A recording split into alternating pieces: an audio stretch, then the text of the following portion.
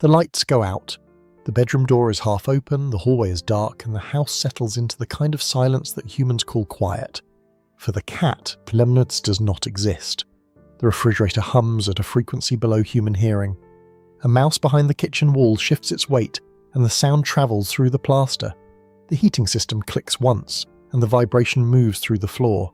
None of this is quiet. This is her world waking up. In the last video, we looked at why cats sleep next to people. 3 layers: warmth, safety, attachment. But that video ended at bedtime. Tonight we stay awake. 1 house, 1 cat, 9 hours. Everything she sees, hears, and feels that the person sleeping 3 feet away will never know about. 9 in the evening, the last lamp switches off. In the first few seconds of darkness, something happens inside the cat's eyes that no human eye can replicate. The pupils expand until the iris is almost invisible, a thin ring of colour around a black disc that now covers nearly the entire surface of the eye. Behind the retina sits a layer of reflective cells called the tapetum lucidum. Every photon of light that enters the eye hits the retina once, bounces off this reflective layer, and hits the retina again. The cat is recycling light. On top of that, her retinas contain roughly 8 times more rod cells than a human's. Rod cells detect motion and shape in low light. The result is that a room a person would experience as pitch black is, for the cat, a dim but fully navigable space. Furniture has edges. The doorway has depth. The pile of shoes by the front door is not a shadow. It is a pile of shoes. She sees it. She has always seen it. 10 in the evening, the first patrol. She drops from the bed and moves through the apartment without a sound. This is not wandering. This is a systematic check of every entry point, every window, every door, every corner where something could have changed since the last patrol. Her whiskers are forward, fanned out wide.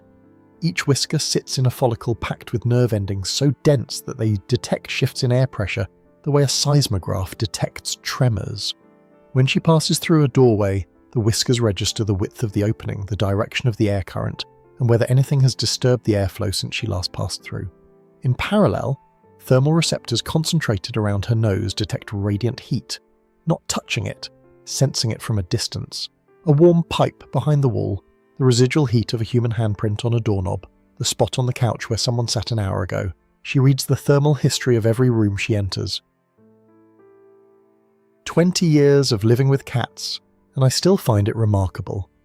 The apartment that feels empty and still to me is, for them, a map of recent events written in heat and air. Midnight. She is in the living room. A shadow moves across the wall cast by headlights passing on the street below. The cat's head snaps toward it before the car is even visible through the window. This is her motion detection system. Cats process visual motion faster than humans do. Where a person sees a smooth, continuous movement, the cat sees individual frames, each one crisp enough to trigger a response. This is why a laser pointer is almost impossible for a cat to ignore. The dot is not entertainment. It is a stimulus that plugs directly into a predatory circuit that has been refining itself for 40 million years of feline evolution.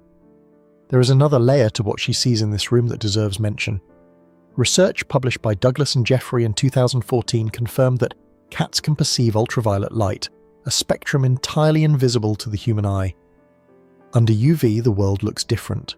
Certain biological traces glow. Urine trails from rodents become visible lines on the floor. Old scent marks on furniture edges fluoresce. The kitchen floor,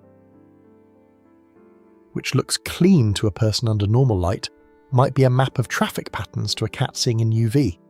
So when a cat stares at an apparently empty corner with total focus, she might be looking at something that literally does not exist in human vision. Not ghosts chemistry. In the apartment at midnight, she tracks shadows, reflections, UV traces, the flicker of a charging light on a phone across the room. She evaluates each one, dismisses, moves on, no mouse tonight. But the system does not switch off. It idles, scanning, until something real arrives or until sunrise resets the cycle. 2 in the morning. The apartment is as quiet as it will get. The person is in deep sleep, breathing slowly, 7 or 8 cycles per minute. The cat is on the hallway floor, eyes half closed. Ears rotating independently. She can hear frequencies up to roughly 65,000 hertz. The human ceiling is around 20,000. Everything above that line is her private channel. Ultrasonic squeaks from a rodent in the wall cavity, the high-pitched whine of a phone charger, a dog barking 3 buildings away at a pitch that never reaches the human ear. She processes all of it simultaneously. 32 muscles in each ear allow independent rotation up to 180 degrees. She does not need to turn her head. She builds a sound map of the environment and updates it continuously. Right now, the map says, nothing has changed. The person is breathing. The building is stable. The mouse has not moved. All clear. 4 in the morning. She's on the windowsill. Something shifted in the air pressure outside, too subtle for any instrument in the apartment to register, but within the range of her whiskers and inner ear. Cats can detect infrasound vibrations below 20 hertz. And the kind produced by distant weather systems, seismic activity, and atmospheric pressure changes. There are documented accounts of cats behaving erratically hours before earthquakes and storms, long before any human sensor triggered.